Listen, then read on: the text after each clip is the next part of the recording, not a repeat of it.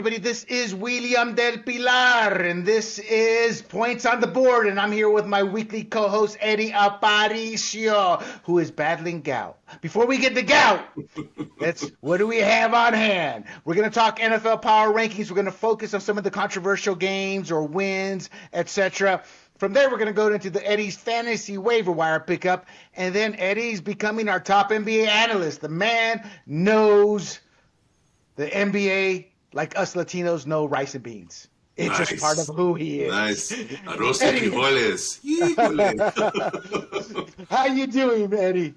Hey, all good, brother. How you doing, Guillermo? All is good in the hood, man. You know, I'm glad to be here again. Although I'm hobbling as I, set up my setup for this podcast because I got hit with gout last week, and it's something that I've battled probably for the last 20 to 25 years. Wow. And the first time it ever happened to me, man, out of nowhere, I was playing golf in San Francisco with a buddy of mine, and then out of nowhere, my toes started hurting, after the 8th or 9th hole, and I'm like, okay, did I just do something? Oh, wait a minute, did I just get bit by a spider? And all of a sudden, it started getting bigger and bigger, my toe, I couldn't walk, man. Whoa. And then I was just hobbling. Oh, yeah, I was hobbling, and then, he's like, what happened to you? My friends were like, what happened to you? I'm like, I don't know, I might have got bit by a spider at night, and I had no idea, man. No clue. No clue. So then, lo and behold, I come back home, and take off my sock, and man, my foot was like red. It's beet red, and I'm like, oh my god, I got bit, but I couldn't walk, and I felt like Anyway, so then I went to the doctor. The doctor said your uric acid levels are high. You have what is called gout, and that's when I first heard about this gout thing, right? And we had talked about before this podcast, it's a rich man's disease, what everybody says, right? But it's not necessarily true because some vegetables can cause this too, right? So lo and behold, last week. By the way, before even last week, the first time I saw you, noticed that I lost a lot of weight. I'm 20 pounds lighter. I changed my diet. I eat primarily vegetarian for the most part. I eat meat here and there. But the one sugar that I didn't get rid of that actually I think caused this was beer. And beer is a very well-known trigger for freaking gout. Yeah. Alcohol in general, but beer, certain people have different triggers. Everybody has to know what their triggers are. For me, beer was one of them. Believe it or not, pure lemon juice is another one for me. Wow. And also king crab was another one. So last week, king crab. Who knew, right? I ate it, and the next day I couldn't walk. So, but this time it hit me pretty bad, and I don't know what the hell happened. But anyway, so I've been hobbling around, taking 3 or 4 leaves, per dosage, and a leaf is like a very powerful thing, and even that. So, but just to give you an idea, how painful this is, because a lot of people who don't know what gout is, they don't know how painful this thing is, man.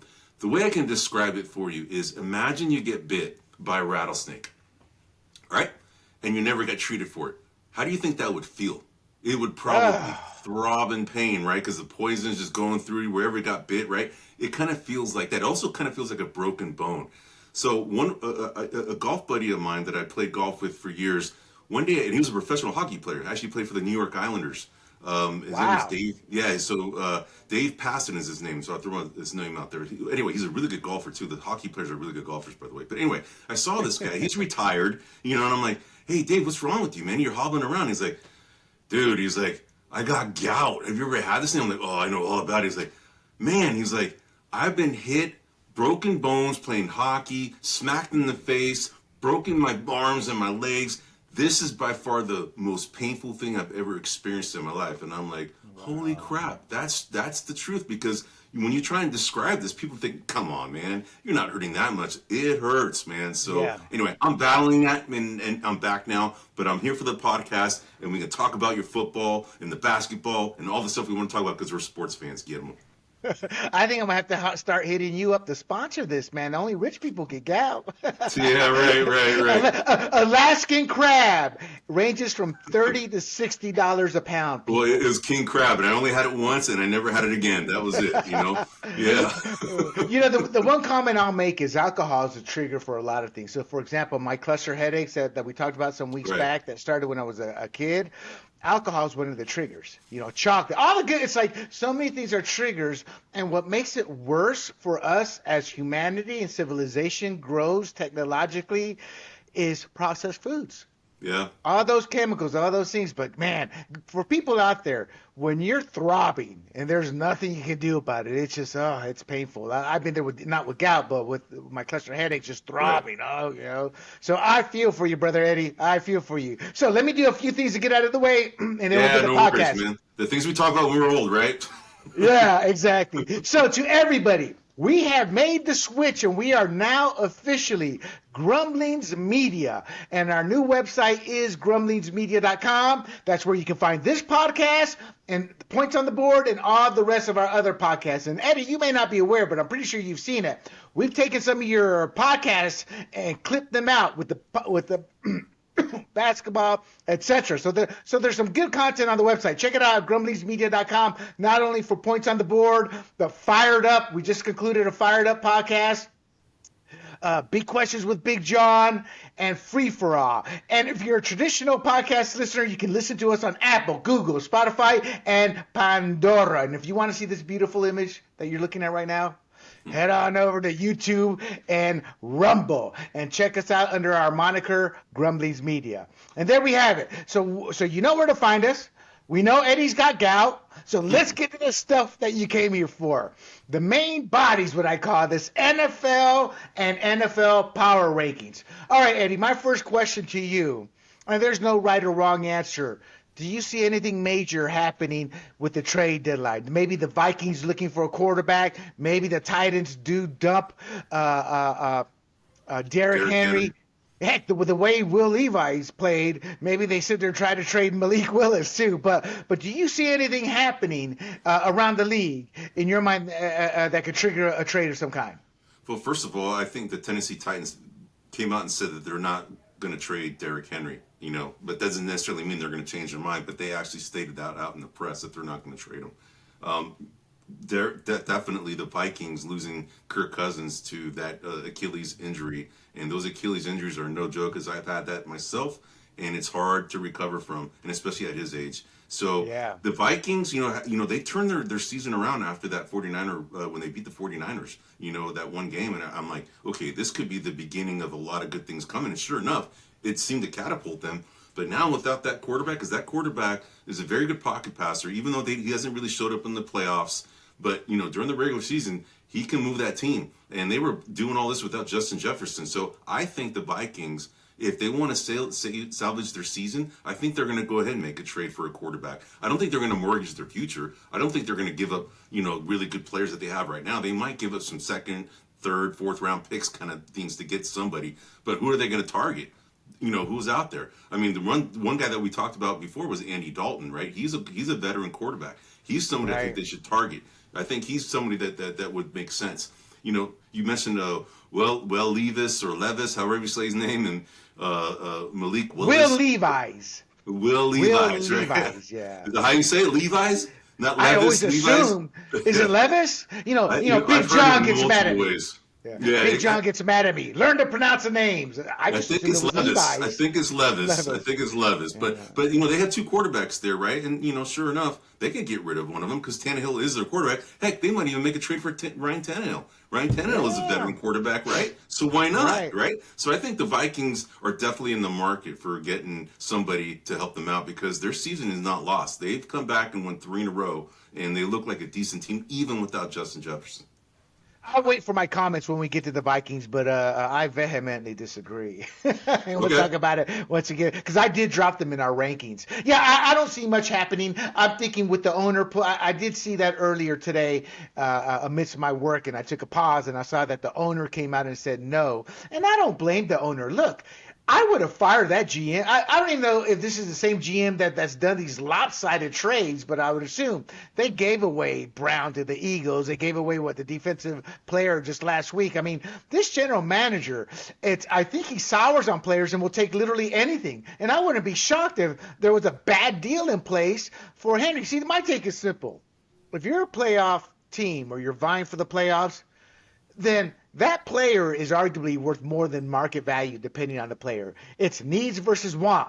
The Vikings, they may not want to give up. Let's say they do believe they can make it to the playoffs and go deep. They're going to have to pay a little extra then. For to sure. get the player they want. See, and I think this GM from the Titans is a moron when it comes to what they get in return. I'll be honest.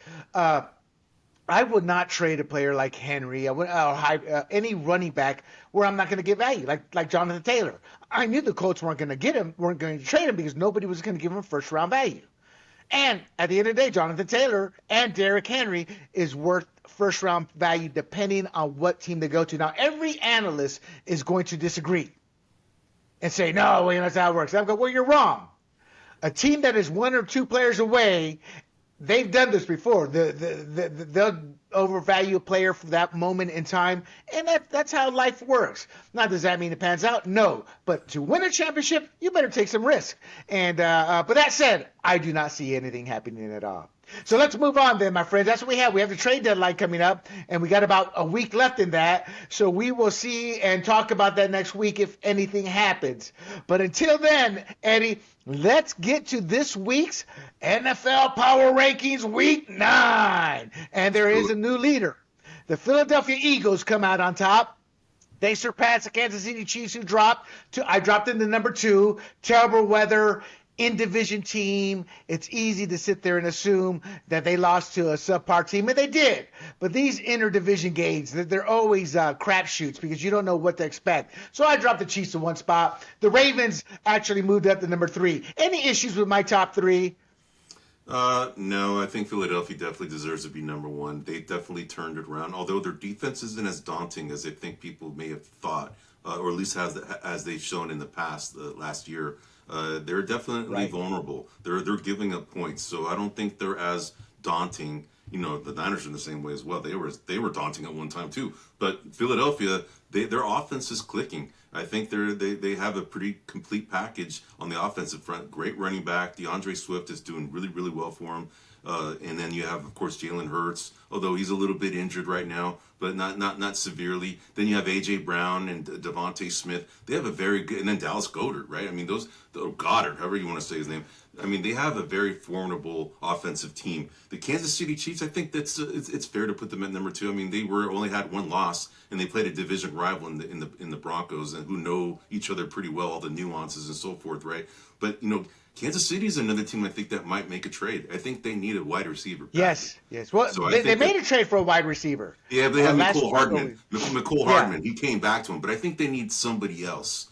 Somebody else who can take them. I mean, because Broncos definitely shut down Travis Kelce, and without Travis Kelce, who were the Chiefs? They have their running game's kind of suspect. But it all revolves around Travis Kelce, just like we talked about the Buffalo Bills, all revolving around Josh Allen and Stephon Diggs, right? The same thing is occurring here with the Kansas City Chiefs. I think they're in the running for making a trade for a wide receiver. That would be my prediction. And then so the first two, no problems.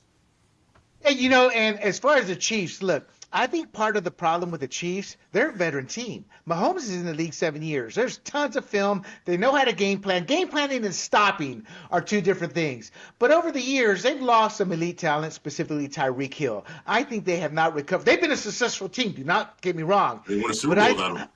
Exactly. And they won a Super Bowl without him. But I think talent-wise as a whole, they dropped a couple notches with the loss of Tyreek. But they still won a Super Bowl. So it doesn't matter what I say, but despite being right, they were so over the top with talent they could afford to lose them. But that said, it is brutal for the Chiefs to lose to a team that gave up 70 points just a month ago. Isn't that funny?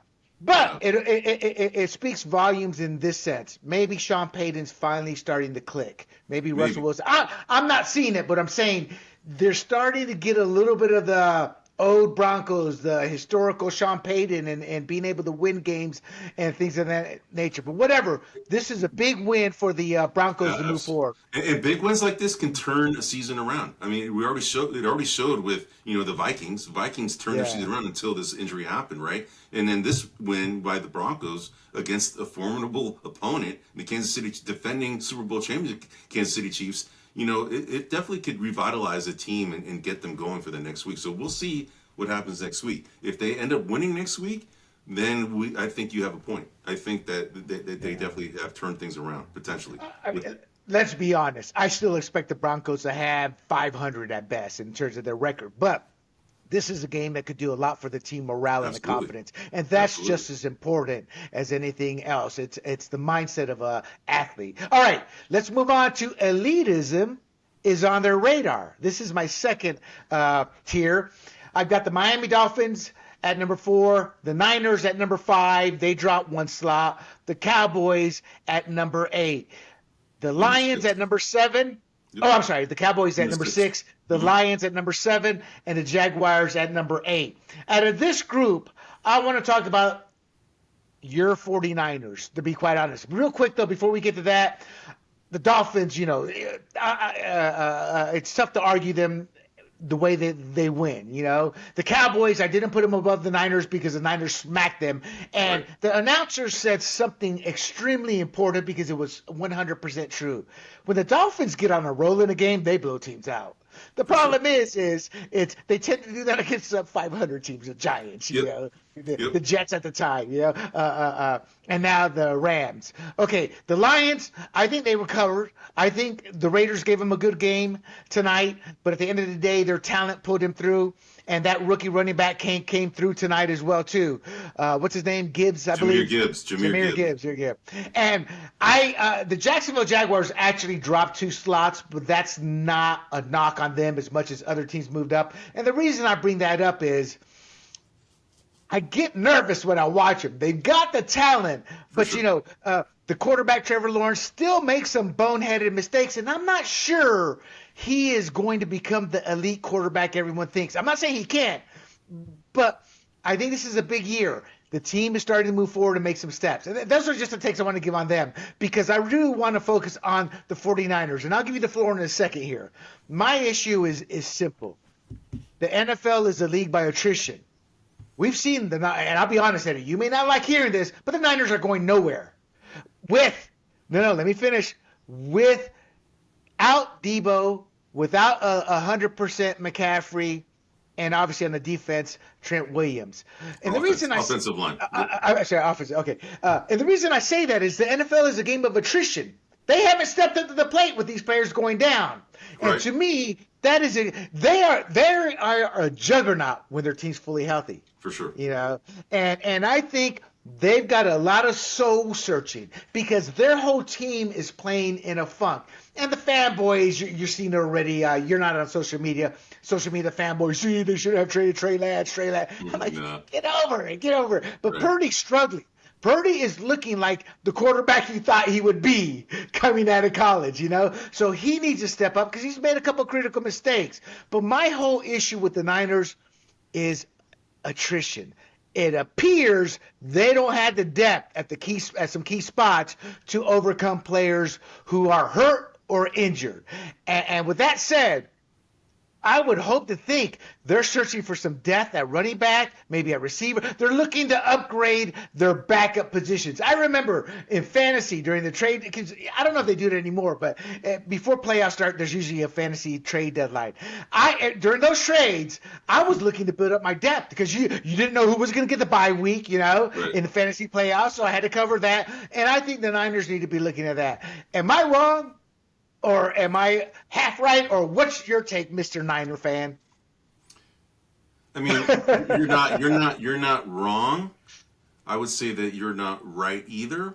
But the thing here, I mean, you have a point that, they are so stacked. I mean, they have 9 out of the top 100 players ranked in the NFL on that team right now. They are ranked in what? The top 100. 9 of the top 100 NFL players are on that team. No. So I'm giving you pushback because that's just somebody's opinion. I know, but I'm just letting me finish my thought here, all right? They are stacked. What you just said, though, is that they haven't figured out how to operate without those studs there, right? And the unfortunate thing here is with the NFL, you only have 17 regular season games. In basketball, just switch channel real quick, sometimes those injuries are a blessing in disguise because it helps develop some of these other guys, these other bench guys, so that you're ready for the postseason. Whereas the NFL, you don't have that luxury of having a lot of games, right? Because if you did, you wouldn't have a team at the end of the season, right? Because these guys just beat each other up. So I think right now what's happening is that they're going through this adjustment period. They're working with these backup players. they're also adjusting their game plan a little bit, which I think, it's it was very, very obvious that they were overutilizing Christian McCaffrey big time.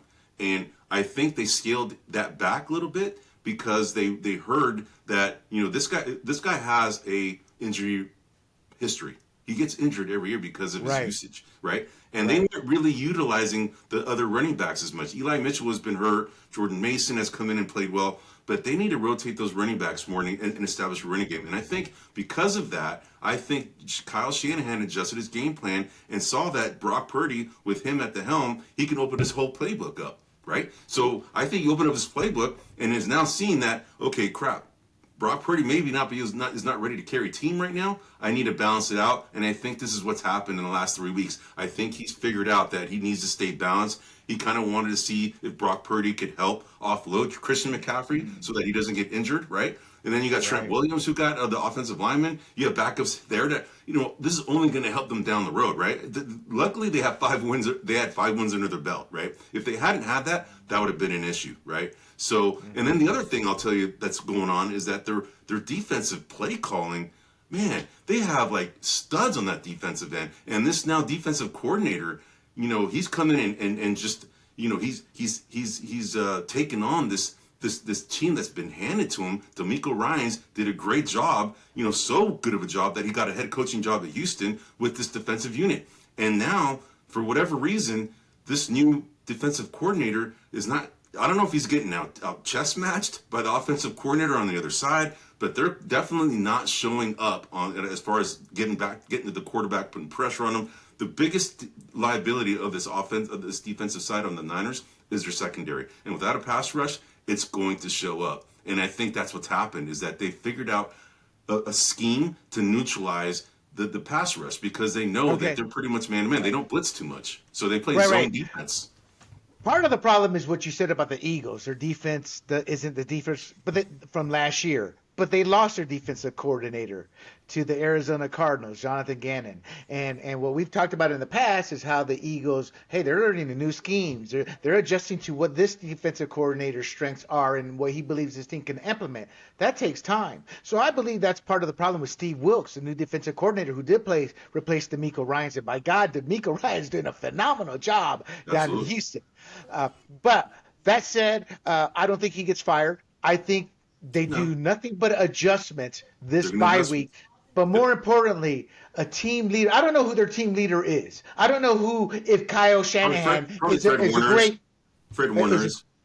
But my point is well, it doesn't matter if I don't know, as long as they have one. I don't know what kind of team leader Shanahan is. But sometimes, and in the military, at times you would have mentors. They'd get in your face. Dude, you got to look in the mirror. It's your heart. It's about what you want. And I think everything you said, everything I said is true, but I also think the third component out of this is they got to learn how to suck it up and get back. They've been knocked down, not once, not twice, or 3 times, and they got to get up. All right, let's move on, brother. All right, so the better than average, but still has kinks to work out. The Bengals at number 9. Now I debated to move them into the what's that? Elitism is on their radar, but not quite yet. But the better than average, but still has kinks to work out. The Bengals at number 9. The Bills at number 10. The Seahawks at number 11. This tier is actually not. It's like there's a separation gap in this tier between the rest of the league. For sure. But I wanted to talk to you about the Bengals. The Bengals seem back. They actually had a little bit of a rushing attack this week. I know you saw the game. I did it. I don't miss the Niner game. Yeah, there you go. And so you having watched it closely, tell me what you saw with the Bengals in terms of, and let's take about a minute of some of the pros and cons you saw in Burrows and the rushing attack. Was there anything you noticed that goes, this team is on the way back? I mean, they looked confident. They were actually taking it to the Niners. They had a game plan, and they definitely worked out. I mean, they stayed very balanced. There was no pressure on Burrow at all. And the thing is that if he has the time, he's going to find Jamar Chase, T. Higgins, Tyler Boyd. I mean, all these guys showed up, right, this weekend. So, and then Joe Mixon also showed up. He's gotten some carries, and he got a touchdown as well. I mean, that offensive line was manhandling, unfortunately, the defensive side of the Niners, unfortunately. And I think their defense actually played well as well. They held the Niners to only 17 points. I mean, that's really good because that team, the Niners, can put up points. They were putting up 30 plus points in their 5 wins, and now they've only put up like 17, 16 points in their last 3 losses. So I think Cleveland may have laid out a blueprint. I know that's one of my friends has said that who's a Dallas Cowboy fan. Look what happened. I think the blueprint's out there, and it's possible that happened. I don't know. It remains to be seen, but Cincinnati looks very confident. Well, to me, this is just more proof that validates my belief of what I've been saying. Joe Burrow carries his team. When he's as healthy as he can be, he can carry the team. When he wasn't healthy, they were literally dying on there. They got lucky that they squeaked out a win against the Rams, or they'd be 3-4 right now. So that said, I'm not impressed with Zach Taylor as a head coach because I think he's a one-dimensional head coach with the passing. However, maybe he's smart enough. There was 110, 134 rushing yards in total and 1 tied touchdown. They used 5 players to get to that, but they're getting the running game going. So sure. I like where the Bengals are going. And dude, I mean, who doesn't love to watch Joe Burrows play? To me, Joe Burrows is the prototype quarterback. Drop back, but can rush when he needs to.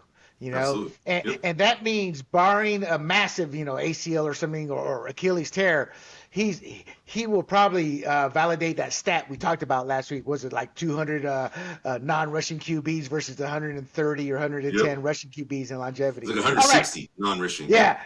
It was some big number. All right. So to repeat, the Bengals at 9, the Bills at 10, the Seahawks at 11. As far as the Bills and Seahawks, they did what they're supposed to do. I have some concerns with the offense and with the Seahawks, but nothing to worry about right now. They are leading your Niners in the division. I don't know. Is it a half game or a full game? Half game. I can't remember. Half game. There you go. All right.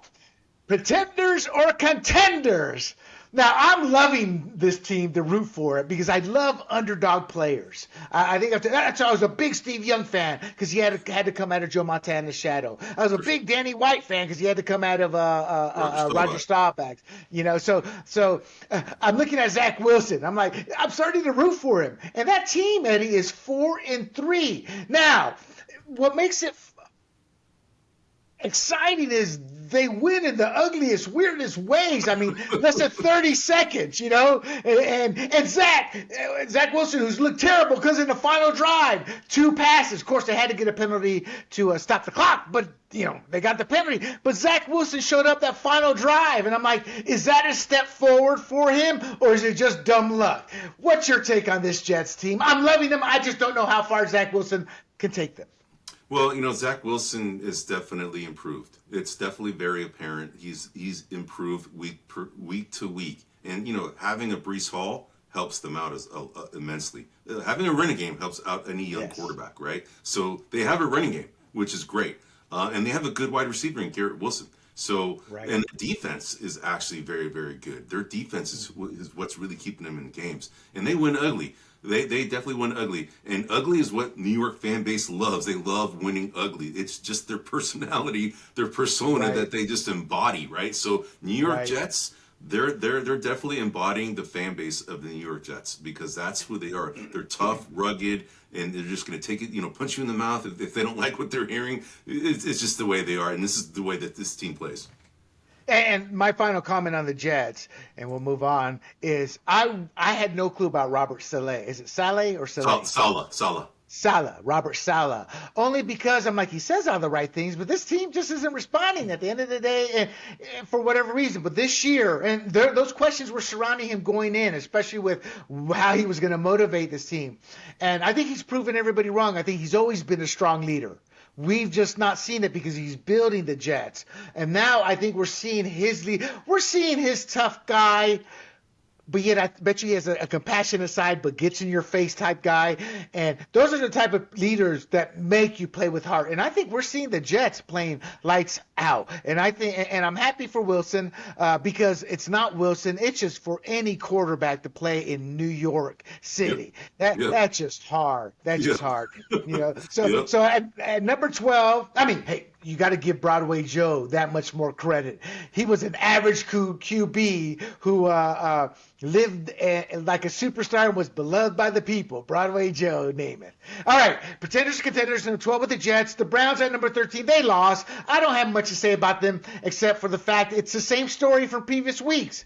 Backup quarterback, elite defense. Sometimes it plays inconsistent. This week they didn't, but it's the same story. Any comments on the Jets and on the Browns there? No, I mean, we've said enough about the Browns in previous weeks. I think that they also have very good defense. They have a very good defense. They had this quarterback who still hasn't shown up yet, and they paid a lot of money for this guy. As soon as this guy shows up, we'll see what they're really made of. But without having the Nick Chubb, we're not going to find out what this team really is until next year. But I think they're a competitive team. They play in a strong division, and I think they're a team that if you're not prepared, they're going to take you out. And they showed that with the Niners, like they beat the Niners. So they're a formidable competitor. I'm sorry. Somebody should just go and whisper in his ear, get one of the cheerleaders. Happy endings on aisle 20 if you win the game. And boom, Deshaun Watson be out on that field. He's running. He's sprinting onto the field, right? Yeah. If you don't know what a happy endings is, good for you. Yeah. All right. The rest of the best or pretenders. I really only want to talk about one team, but let's do the rundown. 14, the Chargers. They beat the Bears 30-13. They won a game they were supposed to. The Steelers, they lost to the Jaguars 20-10. Look, it was just a terrible weather day. Kenny Pickett got injured in the second half. Mitch Trubisky just is not. I think the Bears destroyed Mitch Trubisky's, or he has happy feet. He's not an adequate backup. It's a psyche. Yeah, exactly. So the Steelers, nothing. I expect the Jaguars to win. The big surprise for me, not in the fact they won, because I didn't know who would win this game. I knew the Colts would have a shot against the New Orleans Saints. Let me run it down once more. I apologize. 14 the Chargers, 15 the Steelers, 16 the Saints, and the Saints had an offensive explosion. In past broadcasts, I've been saying, look, Pete Carmichael, man, we've been waiting for the offensive coordinator for the Saints. We've been waiting for him to do anything since Sean Payton left 2 years ago. And did he do it this week? Derek Carr, 19-27 for 310 yards and 2 touchdowns. And more importantly, 0 interceptions. The rushing attack rushed for a total of 161 rushing yards. Alvin Kamara with a touchdown. And Taysom Hill, for you fantasy owners, 2 TDs. I bet you he's a hit and miss in the starting lineups, depending on who owns. But did you see this coming? And can the Saints keep doing this? I think they don't need to keep doing it because they are in the weak NFC South. But I think this could be. I don't know. Is it the Saints turning the corner? Your thoughts, Eddie? I think they have a good defense. Their offense was suspect. Yes. I think that their offense, has their moments like they've shown this week. I mean, the Colts defense is actually a decent defense. So they actually move the ball against a decent defense. So, and they have great, special, what do you call those, key, I don't want to call them wide receiver, running back, whatever the term is that collectively, key positions, right? The wide receiver core. Yeah, the wide receivers and the running backs, there are good. They have Alvin Kamara, who's a running back. They have Chris Olave, and they also have Michael Thomas, and then Taysom Hill and Jimmy Graham as their tight ends. So, they actually are. They have the components to be a good offense. It's just a matter of whether Derek Carr shows up or not, and whether the play calling it actually, takes into account what they have on their as a team on the talent side. Well, I think individually they all suck. What I mean by that is I think that team is a great offense, but the rushing attack isn't going to carry them alone. The passing attack isn't going to carry. I think it's a team that when they play cohesively, they can compete against anybody. But they have not played cohesively yet. And this was the first signs of that offense playing cohesively. So, yeah, I kind of like what I saw. But I don't know if it's going to move forward. But we'll see. My point is they're going to be an exciting team to watch. The get it together or else and overachievers, my friends. Number 17, the Titans, the Falcons, the Bucks at 19, The Commanders at 20, the Colts at 21, the Broncos at 22, the Rams at 23, the Texans dropped from 16 to 24. They've had a terrible 2 weeks. Teams are maybe getting enough film on C.J. Stroud. And number 25, the Vikings. Out of this group, Eddie, and then we'll wrap it up with the NFL Power Rankings, and you can see the actual article, my friends, on the website tomorrow morning. But I want to talk about the Titans, the Falcons, and the Vikings. First of all, what the hell? Will Levis is like, I mean, he came out of nowhere, and I'm not sure if you're aware, Eddie. It was we stay away from politics, but I have described to you how sometimes when there's a black quarterback, white quarterback, they get into that, and that's what it became this season. This preseason, and I was on Malik Willis' side because I'm like, he's going to win the backup job because it's his second year in the offense. He's played in the NFL. So on paper, he should have won the job, which he did. And Will Levis did not look great. He had making rookie mistakes, but I think we put too much into the preseason because we saw, and God bless Malik Willis. He reminds me of me in this sense. I once had a coach when I was in Pee Wee ball or T-ball, and he said, William, you're trying too hard, because I was giving it all, probably like a spastic kid out there, you know. And I have never. I can imagine that, by the way. I mean, I have never forgotten that because for years, Eddie, I thought that was a cruel thing to say. Somebody, they're trying too hard. How can you try too hard, you know? But Malik Willis is an example of someone who just looks like he's trying too hard and not performing well. So my heart truly goes out to him because I love these small college stories. Brock Purdy, you know, Trey Lance didn't work out, but Brock Purdy's not small college, but he's Mr. Irrelevant. You know, these storylines. I don't know where the Titans go from here. Do you think they're going to look at the season and go, hey, we can compete? Or do you think they may try to trade some people? I mean, I have no clue. I'm pretty sure we're going to see Will Levis again by default. Because Tannehill, they're not going to renew his contract. The way he played, they drafted him in, the second or third round? They got it. You know, he's a potential franchise QB. So I think we're going to see more of him. But I have no clue where this team goes because, you know, good and well, the league will figure out Levis, if not now, in the playoffs. Right. But, hey, look, you know what I mean?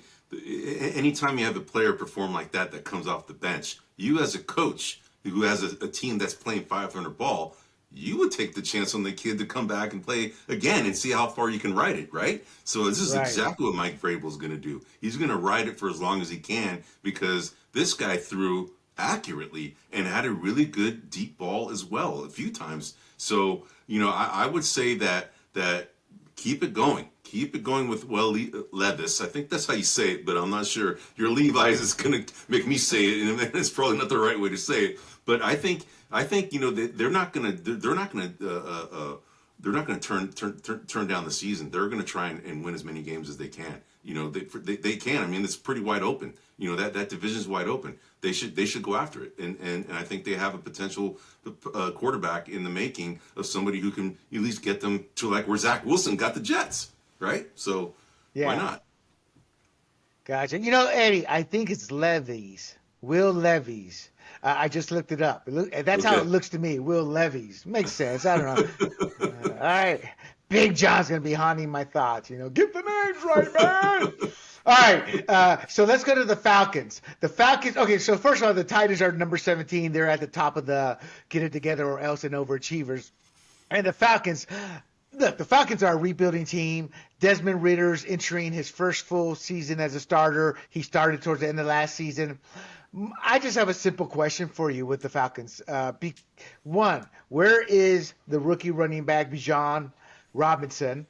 And is Desmond Ridder the answer? I mean, have we seen enough of him? I don't think we have. I believe in what Bill Walsh says. In the first 24 games, you can determine if a QB has an NFL future. And we haven't reached that point with Desmond Ridder, you know? So, I mean, what's your take? Oh, and the reason I bring that up is Taylor Heineke was brought in. Yes. And they had 3 points when Ridder left the game. And Heineke, gave him 20 more points. So, what do you see happening there, and what are your thoughts on all this? I mean, they're going to, just much like Vrabel's going to ride the hot hand with Will Levis or Levi's, however you want to say it. No. With the okay, I know. I'm saying the exact same thing that, Arthur Smith is probably going to do the same thing here in this instance and ride the hot hand in Taylor Heineke rather than going back to Desmond Ridder. He's probably seen enough from Desmond Ridder. He's turnover prone.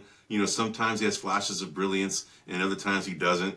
Why not take a shot? I mean, that division is up for the taking right now, and they owe it to themselves to go ahead and try and go for it. So Taylor Heineke, I think, right now is the starter until he messes up and then comes back Desmond Ridder.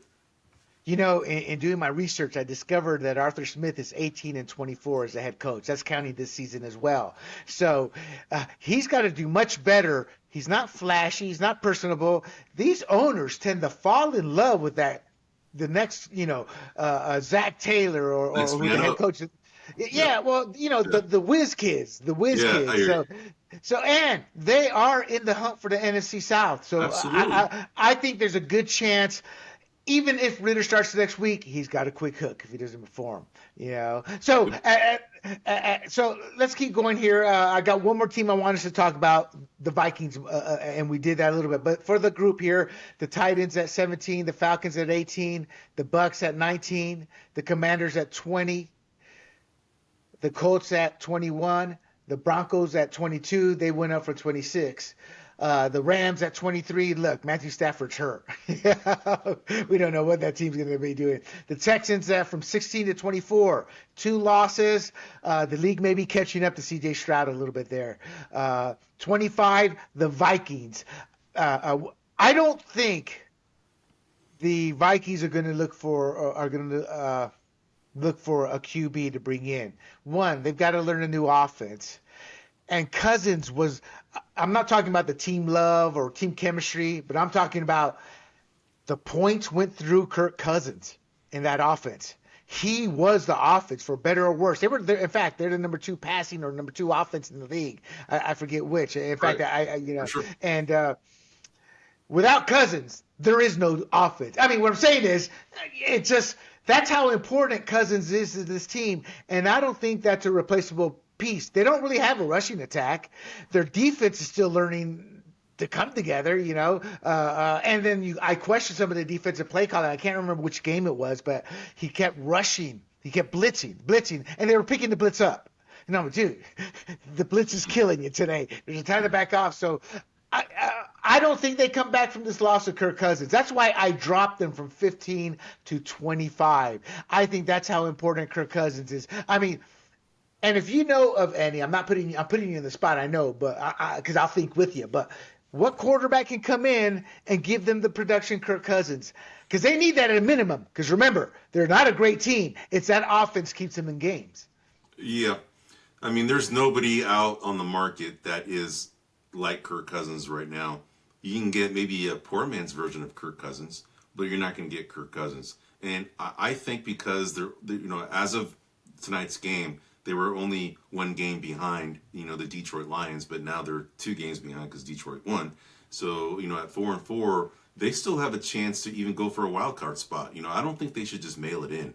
I think that they should try and figure out a way to get some kind of veteran quarterback to head that team, and buy them some time. They owe it to their team. They owe it to their fans. They're not, 2-5, or 2-6. They're 4-4, right? So they're without Justin Jefferson. This guy Jordan Addison has emerged. Figure it out. I mean, I think they can still win. They have a Alexander Madison who's been okay, here and there. But the other guy that I was thinking about last time was Powell. His last name was Powell. He's another third wide receiver that has come up and has played pretty well as well. So their defense is hit and miss.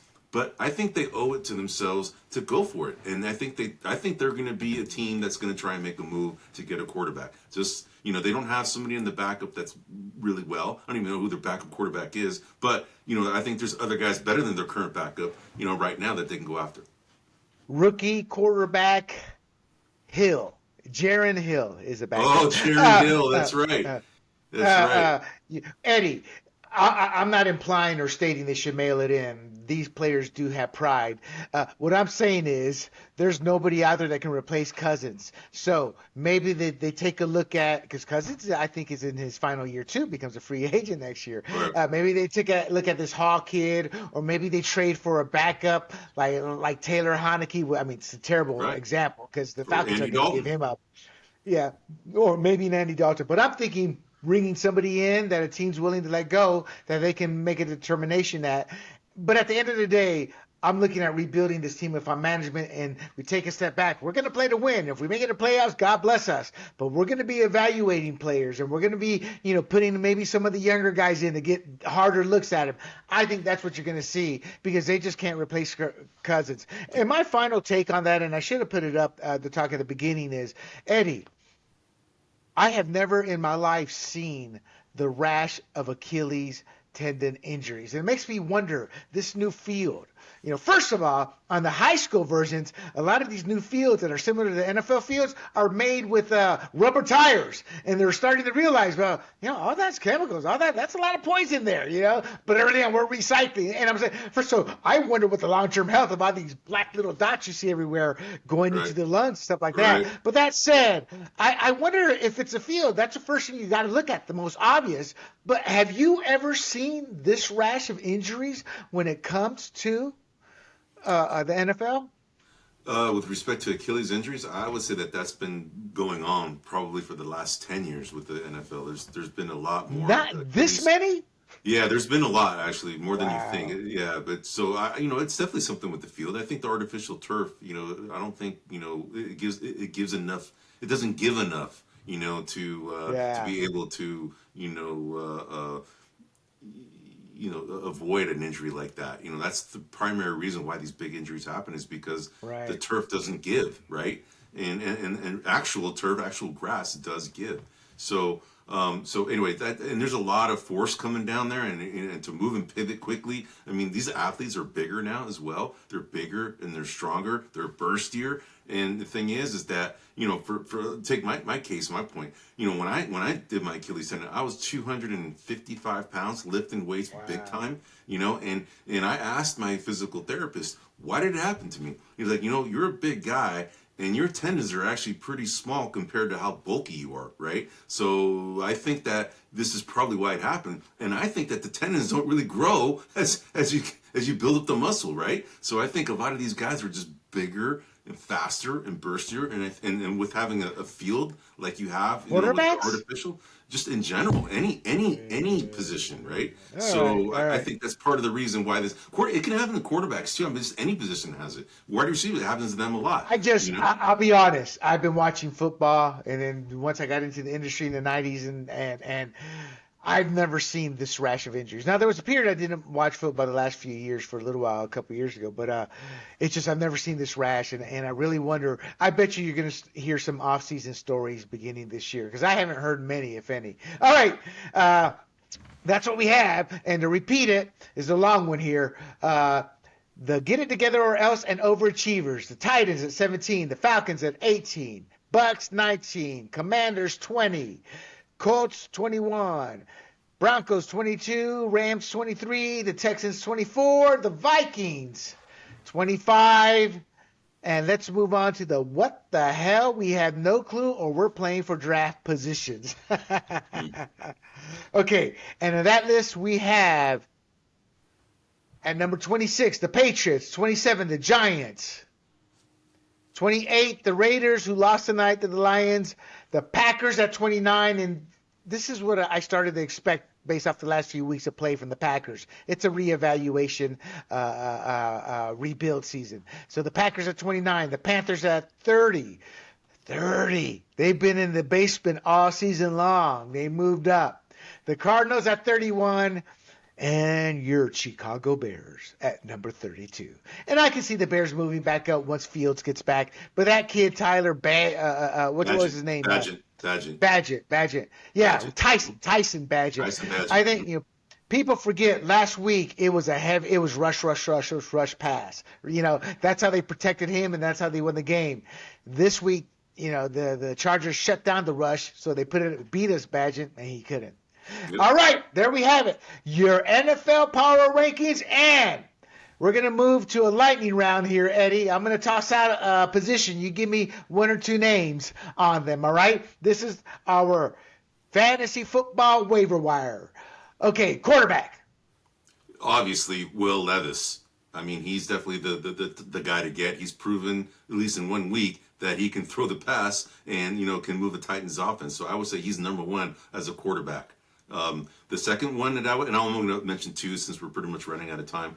The second person that I would probably bring up here is we don't know the condition of Matt Stafford's thumb. We don't know how serious it is. Right now they're saying it's day to day, but a throwing hand, a thumb is going to be tough to grip a ball. So I would say Brett Rippon is somebody to target potentially as well to pick up. And again, these are not studs. These are guys just to fill in if you're in dire need of filling in that position this week in week 9. So those are the two for the quarterbacks. I'm sorry, Taylor Haneke? Yeah, maybe. I don't know. I'm just asking. No, I wouldn't. Maybe. I didn't put it. I would. If you put me, I would probably put those two, Will Levis and Brett Rippon right now. There you go. Okay, running back. So I've already talked about a lot of these players already in past podcasts. So if you have not moved on these, shame on you. But a lot of these are pretty much repeats. You have Chuba Hubbard. It's already been known. It's already been shown that Miles Sanders he's not really cutting it as an every down back for that team, and he's gotten injured as well. But Chuba Hubbard has definitely been involved in that offense, and even with Miles Sanders back, he had more carries than Miles Sanders last week. Might be because they're trying to bring Miles Sanders gradually because he just came off an injury, but Chuba Hubbard's involved, so I would say target him as one. And then the second one that I would say is we've already brought this person up, the market, Emari de Mercado for the Arizona Cardinals. He's somebody I think you should probably target. I've already mentioned this name in the past, so he's one to bring up. And the last one I'll bring up here is Zach. He's a new entry here. Zach Charbonnet for the Seattle Seahawks, came from UCLA. So he's involved in their passing attack. It's definitely Kenneth Walker's team, but it's always good to have insurance policies against, running backs when they get hurt. And Zach Charbonnet is somebody to target. Charbonnet. Is that the poor man's Chardonnay? Pretty much. Yep. Wide receiver. Wide receiver. Anybody? Yeah. So the guy who has emerged, there's two names that have emerged here, and I would say Brandon Cooks for the Cowboys. He's actually scored in double digits the last 2 weeks. Seems to be getting involved and seems to have the trust of Dak Prescott. So he's definitely like a guy that you should target. It's definitely CeeDee Lamb's team, and then probably after that, it would probably be Ferguson and the tight end who's getting involved. But then, Brandon Cooks is somebody to target because they throw the ball a lot, and he's definitely somebody who's a veteran and knows how to run routes. So he's one. And the second one is for the Bengals, Tyler Boyd. I mean, he has been injured, and that offense of the Bengals, when they're flowing, they put up points. They have T. Higgins. They have Jamar Chase being their number 1, T. Higgins number 2, Tyler Boyd being number 3, and he's a very good number 3. So they throw the ball around in that offense, and I say he's a guy to target on the wide receiver side. All right. What about tight ends? I would say there's two. Jake Ferguson, who I already mentioned him on the Dallas Cowboys. He's probably the second guy who gets the most looks from Dak Prescott after CeeDee Lamb. So I would say target him if he's not on a roster right now. And then Trey McBride is a guy for the Arizona Cardinals. We know that Zach Ertz is now hurt, and we don't know how long he's going to be out. So and Trey McBride, what did he do? He scored 25.5 points last week. So definitely he's going to be a hot waiver wire pickup this week. So if you can, get him. And the last one, Taysom Hill. We've already talked about him. He's a triple threat. He can run, pass, catch as a tight end. So if you're in desperate need for a tight end that can score some points, hit and miss, unfortunately sometimes, Taysom Hill's got a target. Right. Okay. And there you have it, my friends. Eddie's fantasy waiver wire pick. All right, Eddie. Let's end the show out with some NBA talk. And what are the early storylines that you see developing? Yeah, are we gonna keep going then, or we're not gonna cut it off? Yeah. We got a good 10 minutes. All right, cool. Well, we got 10 minutes. All right, so we'll do it quick. So so I gave you so last week. I got to tell you, NBA was awesome last week. The teams that I told you that would be in the top 4, the teams that I picked were Boston, Milwaukee in the East, and then I said Denver and Phoenix in the West. Boston is undefeated. Denver is undefeated. Both those teams looked really, really good. Living up to the hype. Boston Big Four are living up to the hype. They definitely look like a machine. The only thing about Boston is that they don't have much depth. And I think that if they suffer an injury to one of those big four, it's going to hurt them. So if they keep their health, they're going to be a juggernaut. And I even think with their backups that they have, they're serviceable, but they're a little bit vulnerable in my opinion if one of their big four falls. The Bucks, Giannis and Damian Lillard, their first game together, man, they were a tandem. And then the second game against Atlanta, they lost and they got killed. And I don't know if you saw this, but do you know who Public Enemy is, the rap group back in the day? Yeah. That was our era. Yeah, so do you know Flavor Flav? Yeah. Do you know the guy who wore the clock? He sung the national anthem. Yeah. He sung the national anthem. Yeah, he actually sang the national anthem. When I first saw him, he had this, I thought he was going to rap the national anthem. I'm like, oh, how's this going to go? But he sang the national anthem. And I guess it motivated the Atlanta Hawks because they came out and played, and it just made the Milwaukee Bucks really, really, really flat. No concern because Milwaukee came back and beat Miami tonight, so they're now 2-1. So going to the West. Denver looks like a juggernaut. I mean, they haven't missed a beat. Nikola Jokic looks even better than this year, and Jamal Murray looks really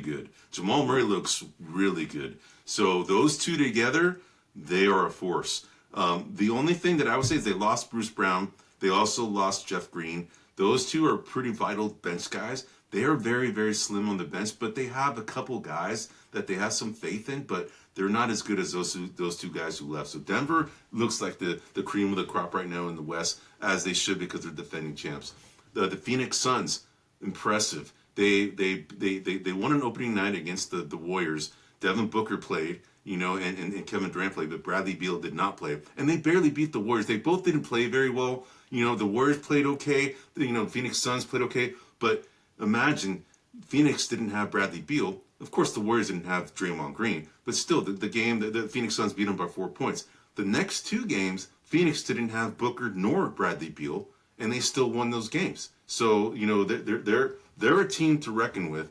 Actually, though, they won one and lost one, so they're 2-1 right now. But they what they've done, we were talking about, the 49ers not having enough depth.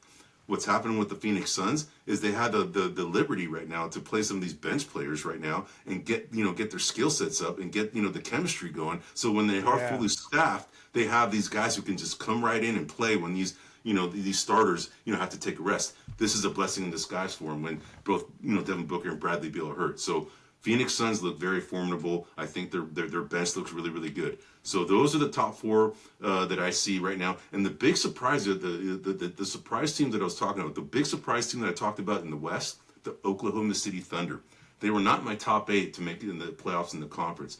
But this team is 3-1, and Chet Holmgren looks really good. He had 7 blocks. He had 7 blocks 2 nights ago, and then he had 4 blocks tonight. So the guy is a defensive beast, and I'm going to call it right now. I think he's going to be Rookie of the Year.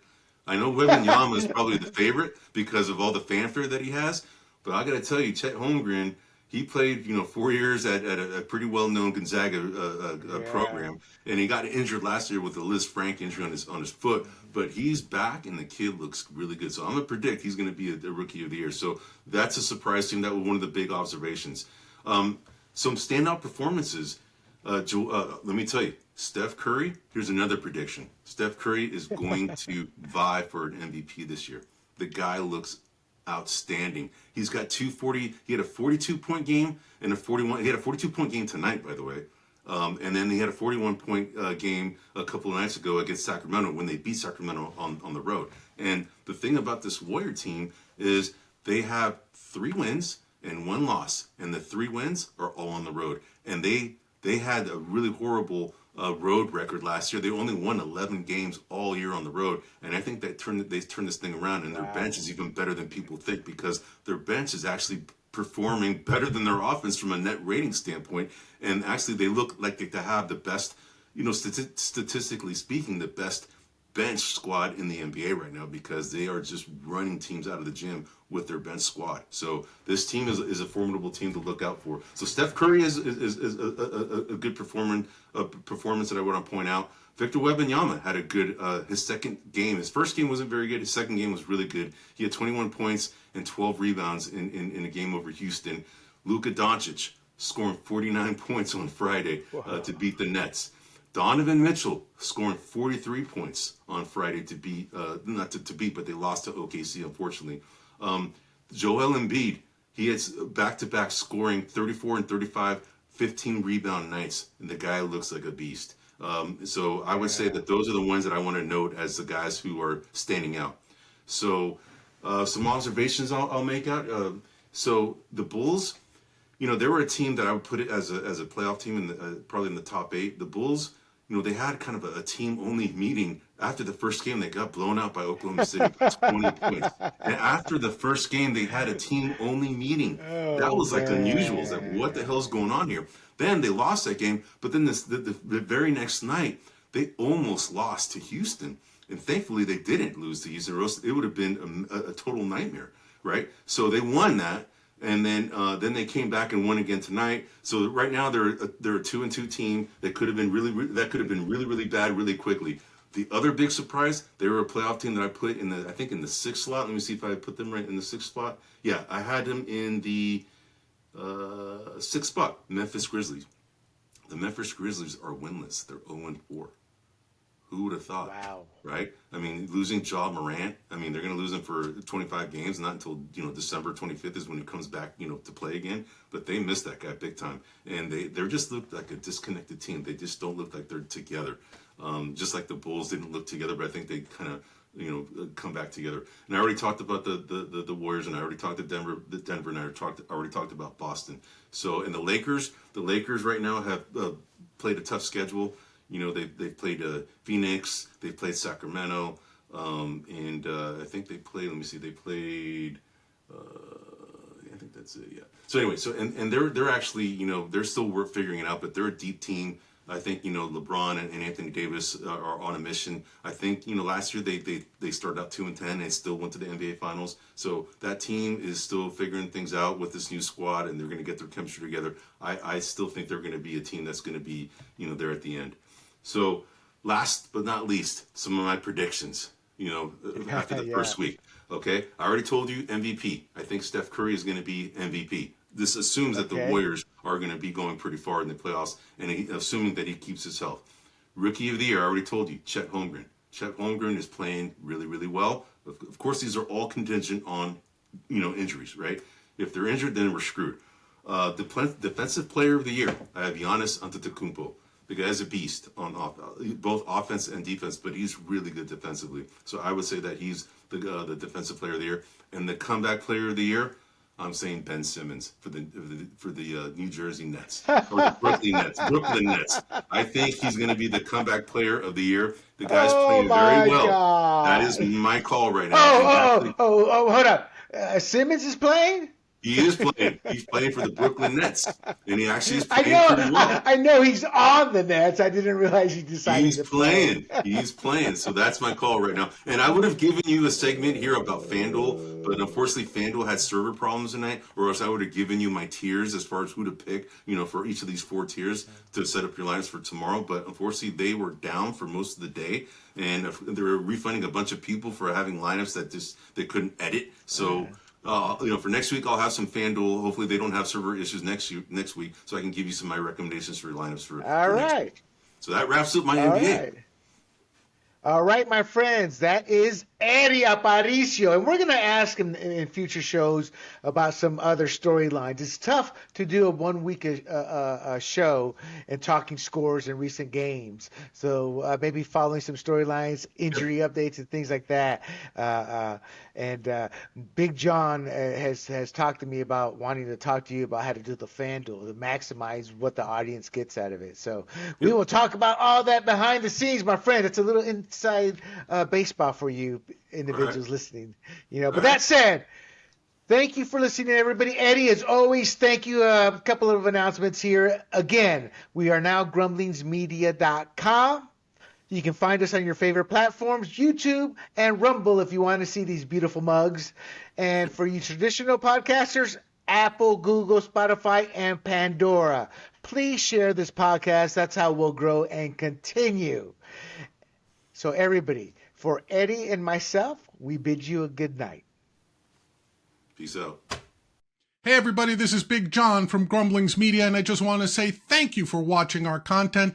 If you want to support our efforts here at Grumblings Media, just smash the subscribe button right here, totally free, or just go ahead and consume more of our great content.